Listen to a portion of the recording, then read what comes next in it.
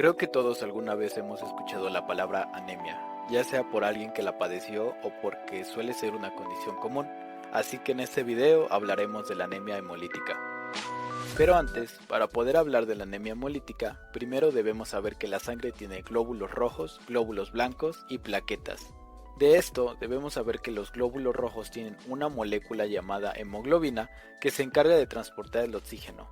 También debemos definir algunos conceptos como el de la anemia, la cual consiste en una disminución de la concentración de hemoglobina en la sangre que circula a través del cuerpo, que se acompaña siempre por un descenso del hematocrito, que es el porcentaje entre la parte líquida de la sangre y la parte de células sólidas, y generalmente por una bajada en el recuento de glóbulos rojos, lo que provoca una reducción del flujo de oxígeno hacia los órganos del cuerpo.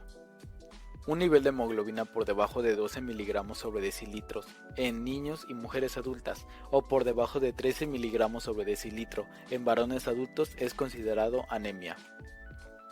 Una vez ya definido estos conceptos, podemos hablar de la anemia hemolítica, la cual ocurre cuando los glóbulos rojos se degradan o se destruyen más rápido de lo que el cuerpo puede fabricarlos, causando un déficit en los niveles de glóbulos rojos en la sangre.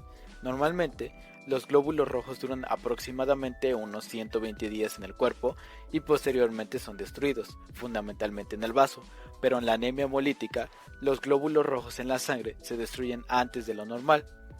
Y existen diversas razones por las que la anemia hemolítica ocurre.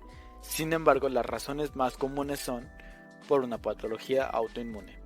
Se produce porque por alguna causa desconocida y errónea se crean anticuerpos frente a los glóbulos rojos, en donde nuestras propias defensas, nuestro propio sistema inmunológico, ataca a los glóbulos rojos, lo que lleva a que sean destruidos generalmente en el vaso.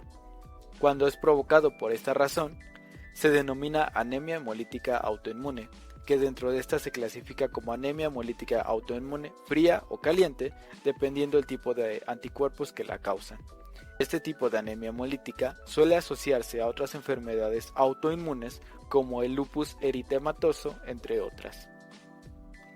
Otra razón común es por malformaciones en los glóbulos rojos. Hay veces que esta anemia suele deberse a defectos en la fabricación de los glóbulos rojos. Como los glóbulos rojos están defectuosos, son destruidos en el vaso, y este proceso es natural, ya que el vaso se encarga de filtrar las células anormales en la sangre. Sin embargo, un número elevado de glóbulos rojos defectuosos puede provocar una anemia hemolítica. Estos defectos en la fabricación pueden localizarse en la membrana de los glóbulos rojos o en su hemoglobina, y las razones de esto pueden ser variadas, como un problema en la médula ósea, que es el lugar donde se producen las células sanguíneas, o incluso por una leucemia o algún tipo de cáncer. Muchas veces cuando el nivel de glóbulos rojos desciende, el cuerpo trata de recompensarlo produciendo más glóbulos rojos, pero debido a que la destrucción de los glóbulos rojos es temprana, quedan atrapados en una etapa inmadura en donde se llama reticulocitos.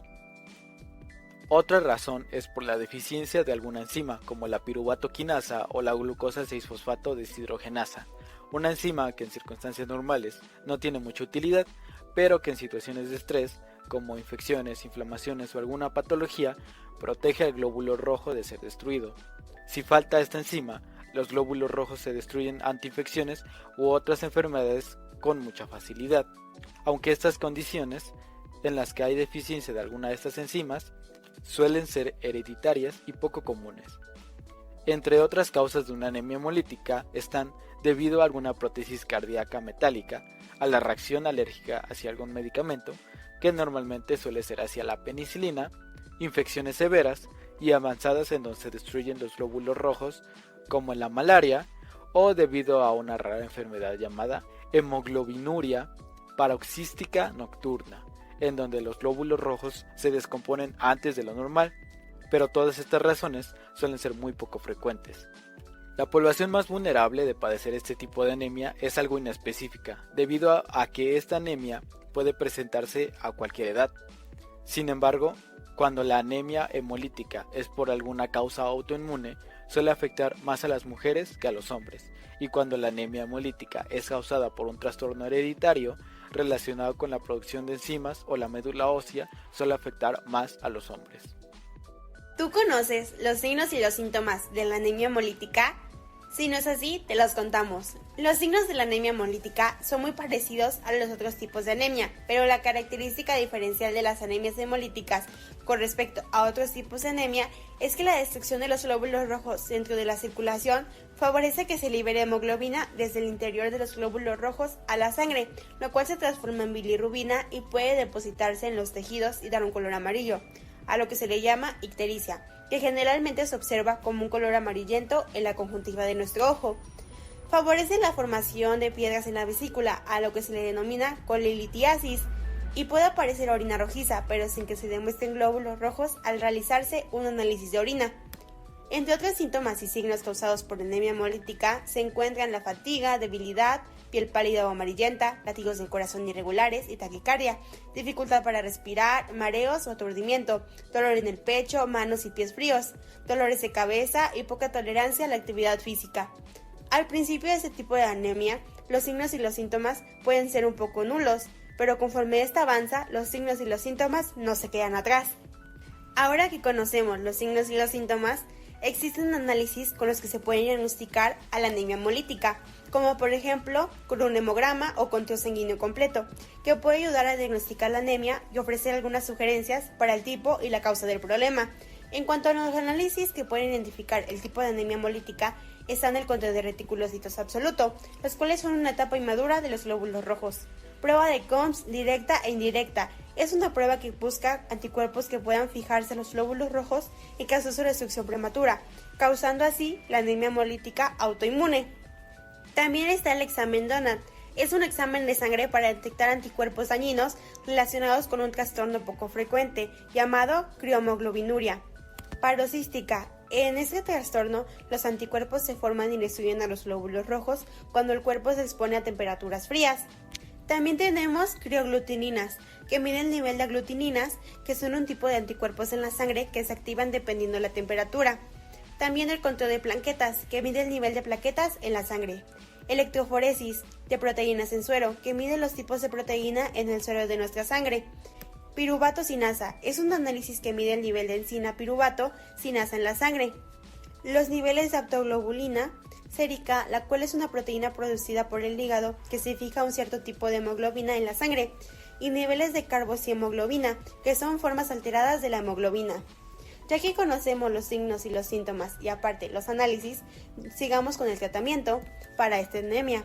El tratamiento de este tipo de anemia depende del tipo y la causa de la anemia hemolítica. Cuando la anemia hemolítica es por alguna razón autoinmune, se puede utilizar medicamentos que inhiben dicho sistema inmunitario para detectar la destrucción de los glóbulos rojos. En caso de una emergencia puede ser necesaria una transfusión de sangre. En pocas ocasiones, cuando la anemia es grave, se necesita una esplenectomía, que es una cirugía para extirpar el vaso. Esto se debe a que se actúa como un filtro que elimina células anormales de la sangre.